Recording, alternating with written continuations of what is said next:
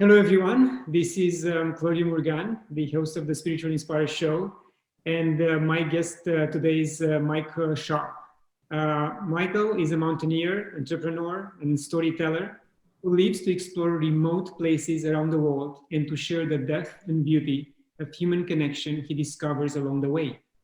With early success as an entrepreneur at age 15 and over 20 years of global financial investment experience, Mike brings his business acumen and altruistic heart to lead and support local and international mentorship, fundraising, and educational initiatives.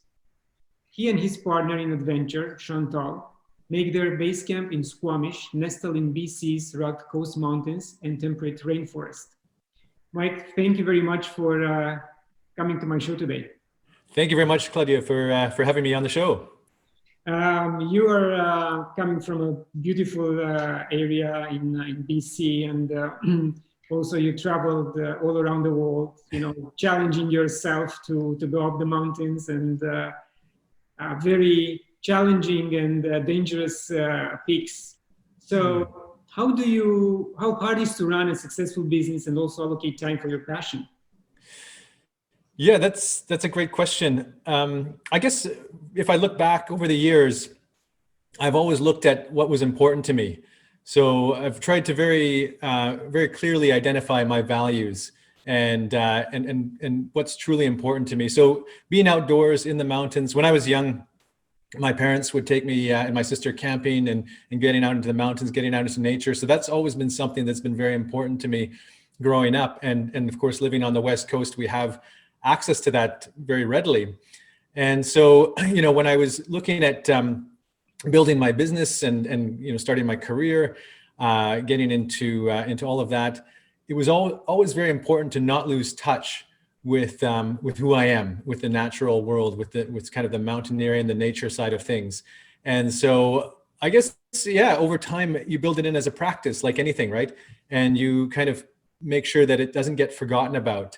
It's very easy to put, particularly when we're focused on career or when we're younger, perhaps we're more eager to move away or move to different places to pursue different objectives and goals. But that was something that I never wanted to do. I never wanted to put nature and the mountains as something second. And so, so it just kind of evolved into becoming part of my life. I never kind of looked at my life in different silos. I didn't look at career as one thing and outdoors adventure as another thing. I just looked at all as living. And so it just sort of naturally stayed as a prominent part of my life. Yes, I mean, nowadays the cities are growing at a very speed pace, and they are taking over nature. And as you said, we are so engrossed into making a career and paying our bills that we forget that this connection with Mother Nature is very important. Do you still feel that these days people forget about connecting with their surroundings? I mean, that's a very good question. And I think it's a very profound question because I think it happens in different ways, right? If you think about what we've done here in North America or in the modern world, we're creating a life for ourselves that is built around being comfortable, right? So we try to shield ourselves from Mother Nature, so to speak, try to protect ourselves, try to build more of a comfort in our life. And so I think that can actually be kind of a dangerous thing because it actually takes us away from what I believe defines us as human beings, from this notion that we've developed these high sensitivities to our natural environment and our ability to kind of navigate, the natural environment through those sensitivities is very important. That's what we've developed over tens of thousands, hundreds of thousands of years. And so to now kind of put ourselves in a situation or an environment where we, in a way, kind of, dull those senses, I don't know that that's the best thing for us. I think we as human beings are meant to be more plugged in. If you think about it, we are nature at the end of the day, right? So we are part of nature. We cannot exist without nature. We are part of it. So I think by removing ourselves from it and trying to create this life of comfort, it actually takes us away from who we are as human beings. Yes, I think we are afraid of bugs right now, any type of bug. Mm. Or getting in nature and, see wildlife. Sometimes we just Right. play because they can hurt us.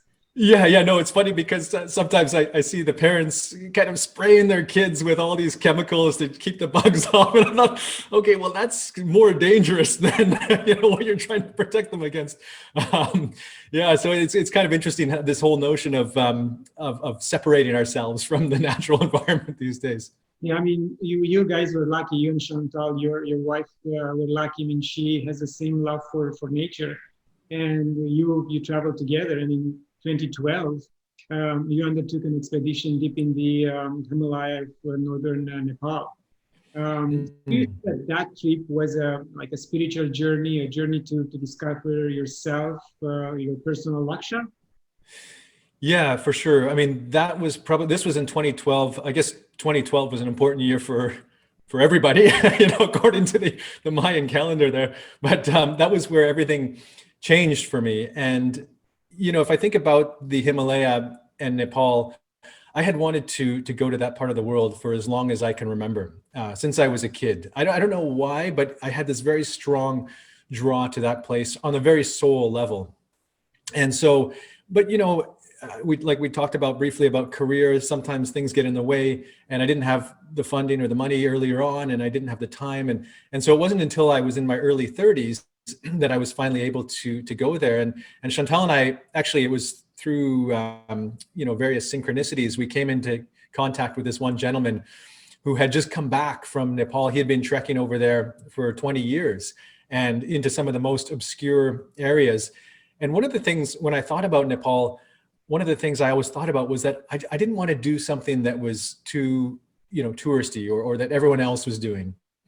And I couldn't really figure out what it was that where I wanted to go. And then when we sat down with this one friend, he started showing us these pictures of this place that he had just come back from. And he said, this valley, this is back in 2011, it's called the Lost Valley of Narfu. And it was just opened up a few years before that. Before that, it was closed to the outside world for generations. And so he was showing us these pictures of this lost valley. And I looked at Chantal and I just thought, this is the place I meant to go to. I just knew it, when you just know something. And so Chantal and I, we kind of looked at each other like it was a decision in itself. And so we started making plans to go to this place. And we thought, in talking to our friend, he was telling us that now that the valley had been opened up, it was going to be experiencing some unprecedented change. So, particularly from a flood of outsiders now coming in, and the villagers now going out, traveling more outside of the valley. So we thought, well, why don't we go there? Why don't we put together a little team of artists, a photographer, a musician, a nature artist, and we can learn and observe from the people and try and capture a moment in time before it changes too much. So that was kind of the intention that we went into this place with. And then towards the end, I'll never forget, I was flipping through the pictures and I came across this one mountain, it looked like a white pyramid coming out of the earth, just gleaming, almost like somebody carved it. This sheer walls of the mountain, they carved it from the top thousands of meters down to the valley bottom. And I remember seeing it, and I thought, wow, as somebody who's very passionate about mountain climbing, I just thought, this is it. This is the mountain I meant to go climb. And that's kind of, that was the mindset that we went to this lost valley with. So do you think that when a mountaineer and a climber prepares physically for this type of challenge, there's anything spiritual or mental practice and preparation he has to do at the same time? Yeah, for sure. I mean, mountaineering is, like we talked about, you have to be very plugged in to your environment. You have to have a deep respect for your environment. And, you have to tune into those higher sensitivities. You have to develop the skill set. You have to, understand the terrain that you're going into, making sure that you're bringing the proper equipment, making sure that the logistics there's only so many things you can figure out ahead of time, because obviously there's a whole set of unknowns, but you want to be as prepared as possible, going in. And you also want to be able to adapt to those unknowns as they come up. So make sure that you have the abilities and the skill and the experience to be able to know and adapt to things as they arise, because mountain environments are, of course, very unpredictable. But at the same time, I find mountain environments, there's a lot that makes sense about them. You can be on a mountain with, glaciated ice coming off and cracking and rockfall and all of these things happening around you, but somehow everything has its place. Somehow everything, makes sense. You can really understand the flow of nature, whatever's happening there. And then sometimes when I come back from that into the modern world, I find the modern world actually doesn't make a lot of sense sometimes. So yeah, no, so you kind of want to make sure that you're mentally and physically prepared as much as possible. And I assume that when you are there, you feel so small compared to the sheer. Oh, yeah, no, for sure. There's something a Buddhist monk once told me about this journey towards, everyone talks about this journey towards enlightenment. And, he was telling me about this concept of freedom of view, being able to separate ourselves from our own view. And so I think being in nature or being on a mountain like that, it kind of helps with that. It's part of that process, because you understand that you're just a very, very small part of a much larger picture. And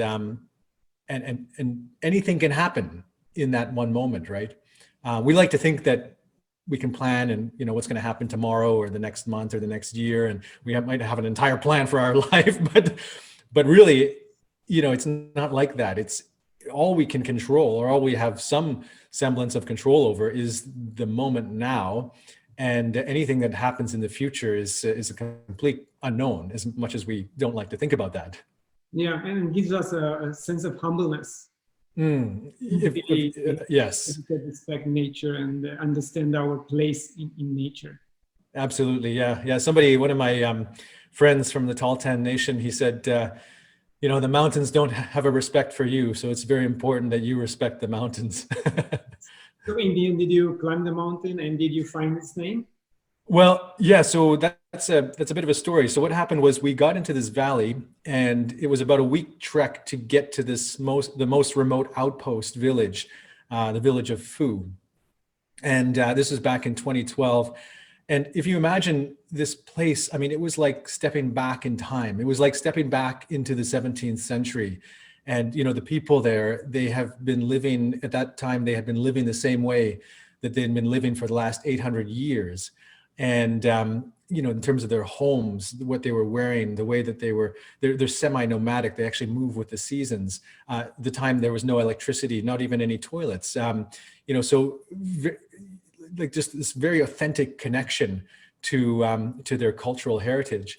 And then, we're up at this elevation of 14,000 feet above sea level, which is a very harsh environment. These high mountain passes. You've got these 7,000 meter peaks all around you, and as though the peaks were almost like squeezing the life out of these little villages that were there. And then the villages, yeah, I mean, they were kind of carved up the rock sides. Just the most mind-blowing thing I think I had ever seen. And so, we're taking all of this in, we're experiencing it.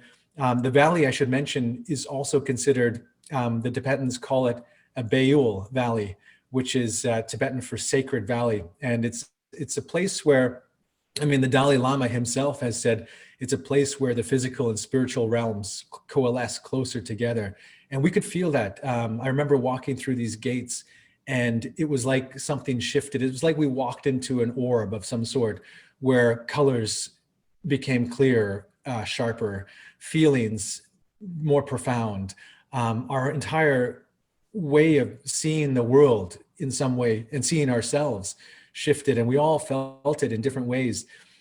So that was kind of the mindset that we were in this place with. And then I spent 2 days doing this reconnaissance with my 2 Sherpa companions to try and find this mountain. I knew it was somewhere in the valley, but I didn't know exactly where.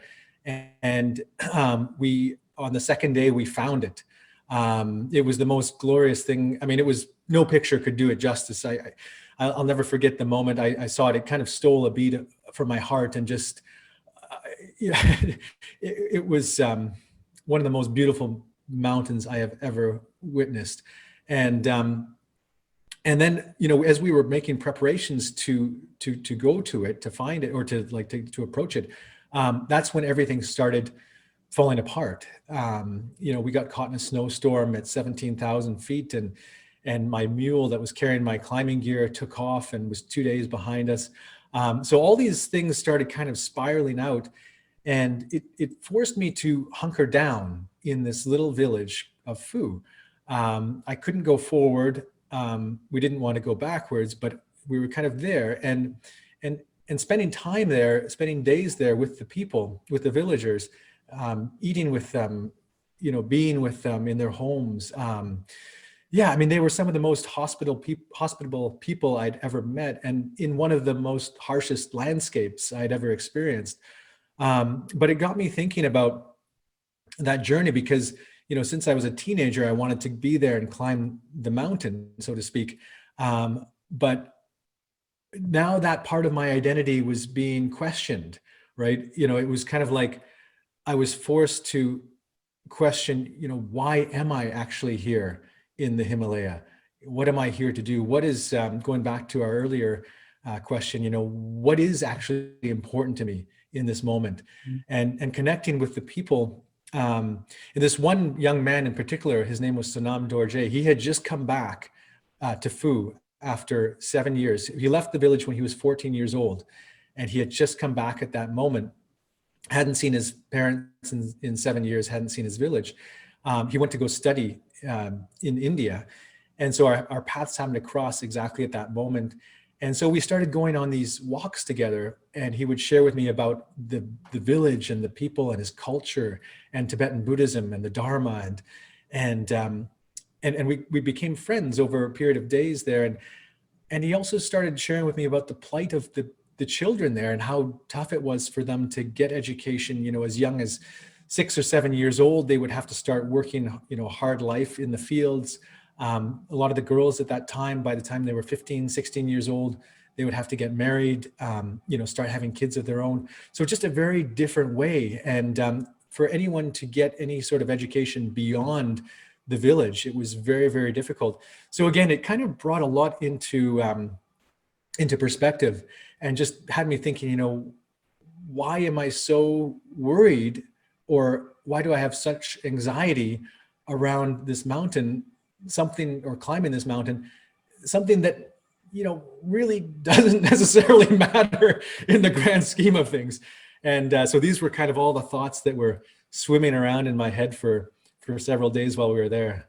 So in other words, there are signs that you took in consideration that might be something you should look deeper, don't go closer, because that's not for you to do, climb that mountain at that particular time. Is that correct? Yes. Yeah. That's, I would say that's very accurate. It was almost like everything inside of me was still wanting to go forward, but everything outside of me was kind of guiding me in a different direction, and a direction I didn't know where. But as you said, like those subtle signs, those subtle sort of signals were kind of guiding me. No, come down this way. And almost like doorways opening up, right? And it was almost guiding me to walk through those doorways. And I just kind of, at the end, I just sort of chose to trust in those external signs, what was happening there. And that was all I could do. I didn't want to force, going forward to the mountain. I chose to trust in those evolving little signs that were kind of opening those doorways. Yeah, wise decision. To me, I think the lesson was for you wasn't into climbing the mountain in as much as meeting these people, sharing their life, their experiences, acquainting that the young gentleman who came back from India. And that was the true experience rather than climbing the mountain, I think. Yeah, you're absolutely right. And looking back, I can say that with 100% certainty. But at the time, it was very difficult to try and reconcile that. And, you imagine this objective that you've had for, for over 15 years. And then, suddenly it's crushed on the doorstep, when it's so close, and trying to make sense of that. And yeah, but at the same time, yeah, you're right. It looking back on it, it was not about climbing the mountain. The mountain was just guiding me to a much deeper experience. Yes, and recently one of my guests on Spiritual Inspire told me that I have to look at feel my gut feeling at where I have to be, nor where I want to be. There are two different things. So I should go where I have to be because that's my purpose, that's my meaning. And also the next question is, if I get there, what do I have to do? So I think questions which we all have to ask ourselves. Those are great questions. Yeah. And I think it's something to always sort of tap into or try and assess as we go, because, things change, right? Even the lens at which we look at something with changes over time, over the years. And there's a Tibetan word called Bardo. I don't know if you know this word, but it's kind of it means transitionary space.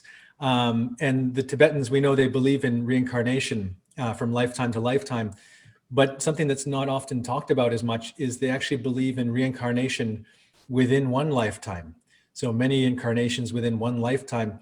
And the Bardo is the place where we enter and decide, what aspects of our past do we want to carry forward into the future, into this next incarnation, and what aspects of our past no longer serve us, do we want to let go of? So I think that was kind of, that's kind of something very important to keep in mind. And that was what was happening to me in the mountains at that point. I think I was literally going through this Bardo where part of me had effectively died on the mountain, so to speak.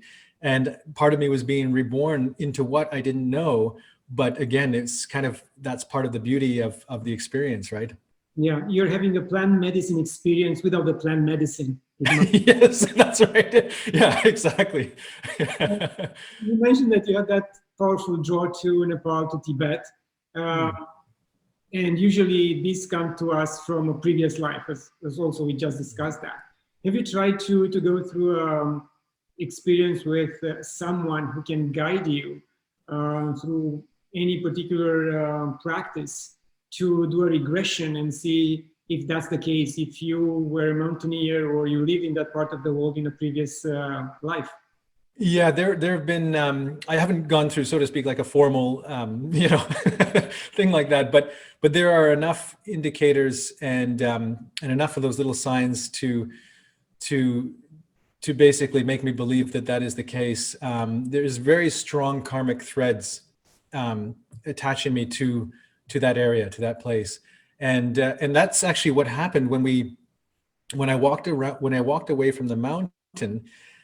We decided to go to this other little village called Nar, and there's only two main villages in this entire valley, and Fu was one, Nar is the other. And had I climbed the mountain, I would not have had time to go to this other little village. And so we thought, okay, well, now we've got some extra time. Let's go there, check it out. And so we get there and we catch wind that there's this little stone school in the village. And everything I had just learned, everything I just observed about the kids, having access to the outside education, what Sonam Dorje, this young man, had told me about the difficulties. And then I learned about this little stone school. So I thought, well, let's go check it out. And so we get there, and the courtyard, there's like kind of an open courtyard, and the kids had brought the benches out so that they could be in the light and the warmth of the sun. There's no electricity. It's very dark and cold in the actual rooms. And the school itself, I mean, maybe it scratched the surface of grade 1, but at the front of the class was this 7-year-old girl teaching English numbers to this group of kids ranging from about 3 to 7 years old. And, all of us were kind of taken a little bit aback, like, why is there a 7-year-old girl teaching English numbers, to this group of kids here? And something about her seemed strangely familial, like there was a karmic connection between us. I mean, we'd seen hundreds of kids up until that point, but for some reason there was something markedly different about her. And so we just kind of observed what was happening there. And we actually found the teacher. He was kind of looming in the background, and he came from a very different part of Nepal, 2 weeks away. He was very far from his people and his village, and he kind of expressed to us that he had no desire. He had felt like he'd been banished to the end of the earth. And so it wasn't long though before the kids, they caught sight of the guitar that was slung over our team member's shoulder, Michael's shoulder. And they had never seen a guitar before, let alone heard one. So they kind of expressed some interest. And Michael, he's a bit of an entertainer. He went up there and started teaching them this jazzed up rendition of Twinkle, Twinkle, Little Star. And the kids, of course, they got right into it and started dancing and singing. And the teacher himself, he got a little bit motivated. He brought out this Nepali drum. And then he wanted each of the kids to dance one at a time in front of us. And he started with this little girl who was so confident in teaching these English numbers before. He said, dance now in front of these people. And you could see her, she was just, it was like she was just crumbling from the inside and just petrified and almost internally crying. And we were looking on like, okay, this is a little bit awkward and uncomfortable and weird. And anyway, Chantal couldn't take it. And she marched up there next to this little girl and just started doing her best impression of a traditional Nepali dance. She didn't know how to do a traditional Nepali dance, but she was just waving her arms. And all of a sudden, the little girl, her gaze shifted away from everybody else watching and onto Chantal. And the two of them, their eyes locked, and they just started dancing together as though they were in their own little world. It actually almost felt like time itself had ceased to move in that moment. And it was such a beautiful scene, the 7,000 meter peaks in behind, and the two of them. And then, so after that, the kids, they found where we were staying, and this little girl, she came running in and just leaped into Chantal's arms. Chantal told me afterwards that it was the biggest, like the most heart-to-heart felt hug that she had ever received from a child. And the little girl, she leaped into my arms, and the force at which, hit me, I mean, not the force of her physically, but just the force of the love that just came at me. It was like that half a second realization that this is the reason why I'm not climbing the mountain. And then her friends rushed in, and a lot of them, they were asking for candy and chocolate because they're seeing some trekkers now bringing that in. And when they found out we didn't have any, they kind of backed off. And then this little girl came back, and she pulled out from her sweater this little card with English words on it. And she just kind of motioned to Chantal to speak and teach her these English words. And that's when Chantal and I, that's when we kind of looked at each other like, okay, there's this little girl in this 14,000 foot, in elevation village. Materially, they have very little. It's survival out here. And all she wants is to learn. And so that's when we started asking the questions, like what happens to a little girl like this who wants to have an education beyond her village education, and what are her parents' plans for her? And so we started asking all these. We asked her what's her name. She said her name is Karma. And then we asked her how old she is. She said 7. And anyway, we were able to find out where she lived, and she said, because we wanted to have a conversation with her parents, and her father was away. He was 2 days away with the yaks, but the mother, she was working in the fields, and she was coming home that evening, and so she wasn't there when we got to the house. But this little stone house, if you can imagine, with one room, a little dung-fueled stove in the middle. And Karma brought us in, and she put out these yak wool mats for us to sit on, and started getting the kettle ready with the water for the tea, and got the fire going. And she was doing all this while she was taking care of her 3-year-old sister. And I was kind of looking in awe at this whole scene, like, what?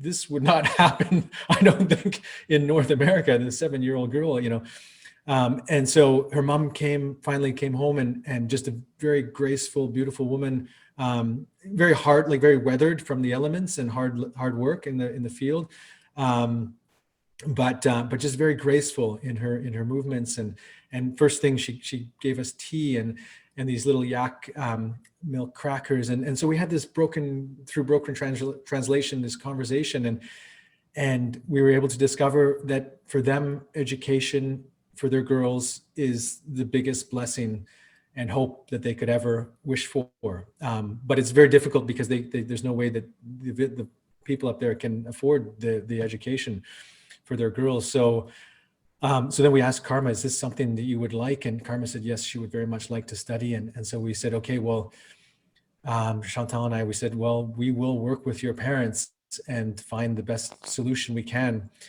for you. And then we left the village and had no idea what we were going to do or find. And we knew that the school had to be some sort of a, well, Nepal is kind of mostly Hindu, especially in the urban centers, whereas in the mountains, they're Tibetan Buddhist. So culturally very different. And in most of Nepal, they operate on the caste system. Mm-hmm. So we knew that if Karma was placed in any government school or any school that didn't cater to her cultural ethnicity, that there would be risk for racial discrimination. So we knew that it had to be, aligned with her culture and a safe sort of boarding school. And so we got to Kathmandu. We couldn't find anything there.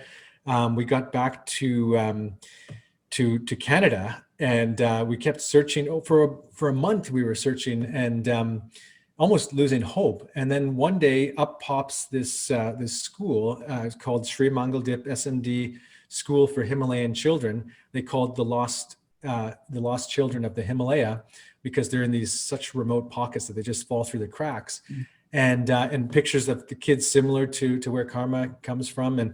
And so we thought this is perfect. We wrote the school. We said, okay, who founded this school? We found out that it was founded by this Tibetan Lama who had fled Tibet in the 50s. And we wrote to the school at once, and the school director wrote back and she said, thank you for sharing. And, sounds like a beautiful little student. But I have to tell you that we have 500 kids at the school right now. We're busting at the seams. We have 400 kids on the wait list. We have kids being dropped off on our doorsteps that we have to turn away. And because of all of this, there's only one person who can choose to admit new kids into this school. And that is this 80-plus-year-old founder, this Tibetan Lama. But then she said, I remember reading the note and I felt like I was falling down this pit of despair or something. Why are there so many barriers stacked against this one little girl who just wants to study? But then she said, Chantal had included our address in the email signature. And the school director said, well, I see that you are in this place called Vancouver, Canada. You may be interested to know that the founder, this Tibetan Lama, happens to be recovering from an illness right now at his monastery in Richmond, which was a 25-minute drive from our home at that time. So, and so that kind of opened up this whole, 8-year, this is back in 2012. And so over the next 8 years, Karma was able to get into the school, and then her little sister Pemba. And so we've been kind of developing this whole relationship with them and their family. And we've been going back every year, every 8 to 10 months, and just, growing that relationship, growing those experiences together, and some of the most fulfilling and meaningful experiences of my life. And so, so going back to your question about past lives and past sort of karmic threads, I have no doubt that there were some very strong karmic connections connecting all of us in some ways over lifetimes. And it was, the signs were there. It was almost like the mountain was guiding me back, and just honoring those connections has been one of the biggest things that I've learned.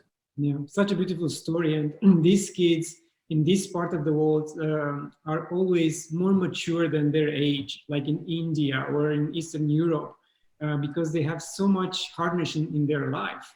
So my next question to you is, they go through so much, again, hardship, and they don't have toys, they don't have the facilities of what our kids have in the West part of the world. But they are happy, they are so joyful, they are so appreciative of what they have. Why do you think this is the case? Why? Yeah, that's an interesting point. I think a lot of it comes down to the values that they're instilled with over time, right? And whether that comes from their parents or whether it comes from, kind of that Tibetan Buddhist Dharma, maybe it's a combination of both. But I mean, there's one example where I remember we were at this, this was after the 2015 earthquakes, and we went there for a little family vacation together. And we went to this, this museum where with the father and the two girls, Karma and Pemba. And I remember there was this diorama of like a traditional Tibetan, mountain house. And their father, Sonam, he started taking pictures on his flip phone of this scene. And I thought, wow, what's going on here? Why are you taking pictures of this particular diorama? And he just turned to me and he said, my home. And it kind of struck me as, I don't know, in a very profound way. I mean, can you imagine seeing your home in a museum as though it was something perhaps of the past, and I just, the whole thing kind of struck me as odd. But then, what was happening was the two girls, Carmen and Pemba, they went over to this little, without prompting, they went over to this little gompa, this little Tibetan shrine, and they started doing this mantra. The mantra was Namo Buddhaya, Namo Dhammaya, Namo Sanghaya, which translates to homage to my higher self, homage to the wisdom that's been accumulated over time, what's come before, and homage to the interconnectedness of all things, my community. And that's kind of the level of mindfulness that they're operating from. So I'm just thinking, to your question, their worldview, like the way that they assess their world is being cultivated totally different than, for example, how we're doing it in the West here, where in the West, it's all about, we have to focus almost on the future, right?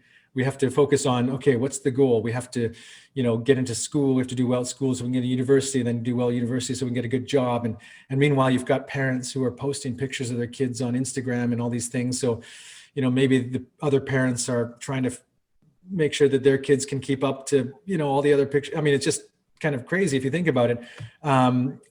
So again, just the way that we are cultivating children in the different, and there's pluses and minuses to both, right? But it's just a different way. But I did realize the more time I spent in Nepal and with Karma and Pemba and their family, the more I could start to realize some of these differences, kind of like, they celebrated community, whereas over here, we typically celebrate more individualism, more of the individual. We celebrate more about, kind of achievement, right? Whereas they are celebrating more about, like letting go almost. We're trying to accumulate material wealth, they're trying to, share more. So it's just, I think naturally there's going to be these different pathways that open up. But yeah, it's a very complex world that we live in, and you need, I guess we need some of the, we need elements of both, right? to kind of make things happen, I suppose. Yeah, but it's fascinating to kind of, contrast them to each other. Yeah, so thank you for everything you've been doing for that community in that part of the world, and we'll have links for those who want to donate to this cause, and have more children be educated and get more teachers maybe in that part of the world, and for kids to not to travel but have someone who can explain to them the traditions and teach them the basics. Mm-hmm. Yeah. Just kind of, that's part of the reason why I wrote the book too, was just to open kind of a worldview into another place, and just another, not only another culture, but also a place within ourselves, right? Coming from back to the heart, coming sort of heart-centric again. I think, everything that we're talking about, listening to those little signs, you mentioned listening to your gut, coming kind of tuning into those, deeper signs within our bodies, and not so much living in our mind or in our head, but kind of, again, tapping into those deeper senses, which have developed and evolved over thousands of years. That's what's kind of allowed us to flourish and survive. And so I think it's about kind of again tapping into that sort of heart-centric way of being again. Yeah, I have to apologize. I forgot to mention in the introduction that you are the author of a story of karma, based on this trip in Himalayas in 2012. I know if you have the book nearby to show it to us. If not, I'll put a link to the book on Amazon for sure. Okay, funny enough, I don't have a copy on me, but but yes, the link. Yeah, we can certainly give people the links to find it. And you started your trip in Kathmandu, and I'd like to ask you about that city. I mean, used to be a commercial hub, and how it is right now. Is that influx of tourists didn't improve in any way? That the infrastructure, the living means of the people living there, or what exactly is happening? From the book, it looks like it's not a good place to live. In Kathmandu itself? Yeah. Yeah. So Kathmandu, in the Kathmandu Valley, there's well, I guess like what's happening everywhere. There's kind of this mass urban migration, right? So a lot of people leaving their higher, villages, coming down to the valley, coming down to the capital city of Kathmandu to try and make a better life for themselves and be in the city. And that's what Sonam Dorje back in Phu, when we were doing our daily walks, one of the things he mentioned to me is that anyone who was able to leave the village would leave the village. So again, being closer to things like, conveniences and health care and things like that, having electricity. So it's drawing a lot of people to the valley.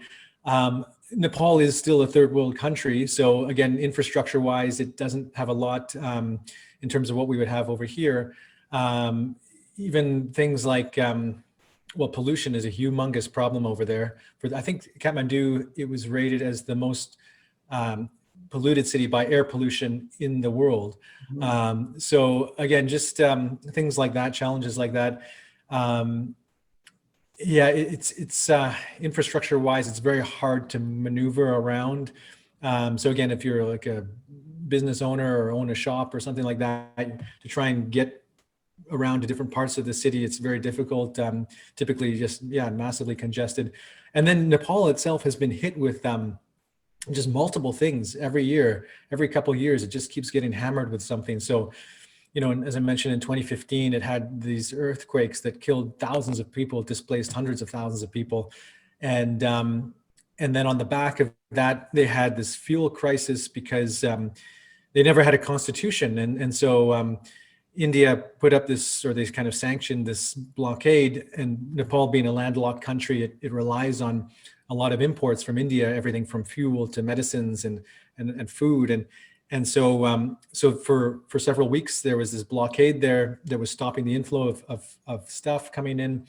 And so there was no fuel. So then they had to start chopping down trees around the city, already sort of sparsely forested areas around the city. And then they started chopping down all the trees to create fuel and things like that. And so it's just every few years, it just seems to be hit with some sort of, I don't know, new challenge of some sort. And so I think, and then not to mention, the healthcare is kind of lacking, with COVID very rampant now through the city. They've actually stopped testing people because the government actually started charging the people, if they wanted to test themselves, they would have to pay for it. And of course, the people couldn't afford the test, so they stopped testing altogether. So now COVID's, they have no idea like how many cases there are, but it's running rampant, I'm told. So it's just a very different life there. Again, a lot of dichotomies, right? Because very beautiful people. People are very strong, they're hardworking, they have very strong wills, they've fought through all this stuff and they continue to survive and thrive in their own ways. And we've developed some very deep relationships, some very, deep friendships with the Nepali people. So again, it's just, they're being hit with these challenges. And at the same time, they're just very resilient, very, just very genuine and good people. It's it's sad that they cannot get better life and improvements based on, again, how much tourists they have, the beauty of their landscape, and everything else happening around them. Yeah, no, exactly. And that was part of the reason, if I go back to 2012 when we first met Karma and Pemba, one of the intentions the main intention that I had at that time was just to help give these two little girls more choice in the world, right? So, and to understand what the world is about. So if they want to make a life for themselves in their village, then that's fine, but it should be on their own terms. And so, I wanted to help them understand, okay, what is Kathmandu, and what is it like there, and what is the rest of the world like? So we actually went back. We took them back to their village in 2017, and we had a meeting with their parents and their family, and talking about the future for the girls, and we had talked about the possibility of them doing a cultural and education exchange to Canada, to again seeing this part of the world, and what is this part of the world like, and so their parents, they said they really would like that. And so we thought, okay, well, we'll try and make it happen. I said, I can't guarantee this because we knew that it was almost impossible to get visas.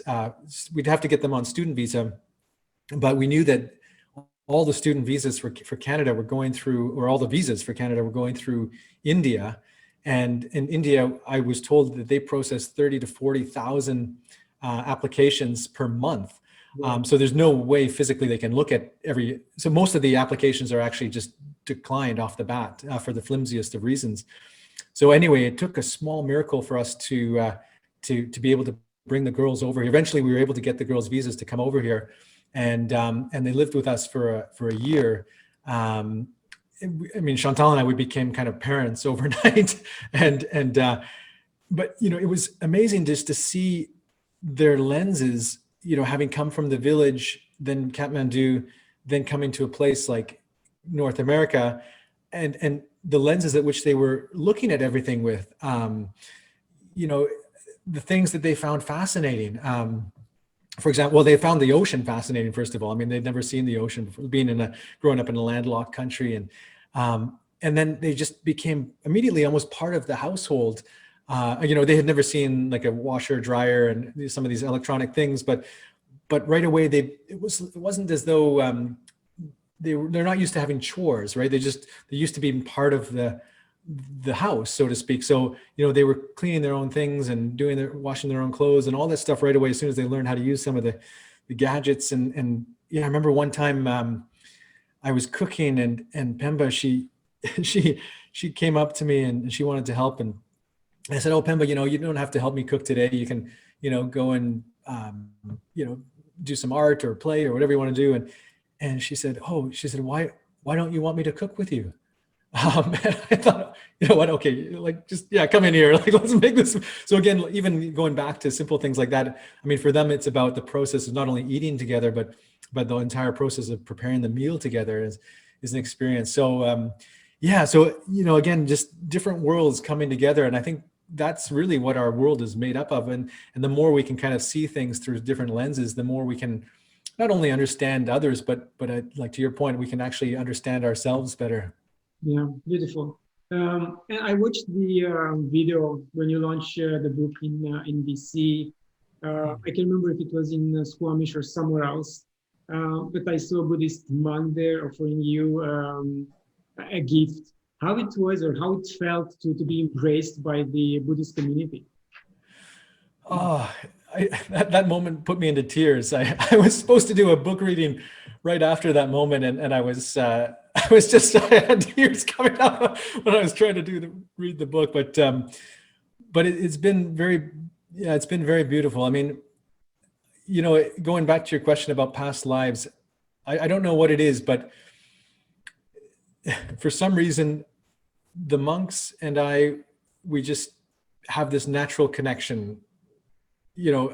Chantal will know. I mean, she'll hear me from the other side of the street. If I get in front of a few monks and we start laughing and talking, and she's like, "Oh, there, Mike. There he goes again. He's met some new monks," and so yeah, it's just been a very beautiful experience and very meaningful experience to be kind of brought into, I guess, their family, so to speak, and even for Karma and Pemba's family to bring us into their family has been just a very meaningful experience. You know, probably the most meaningful experience of my life, and yeah, I never thought that, you know, it would start with going to try and climb this mountain, and suddenly, you know, it takes me on this whole 8-9 year journey. So it changes my entire trajectory of my life, and as well as the lives of Karma and Pemba and others. So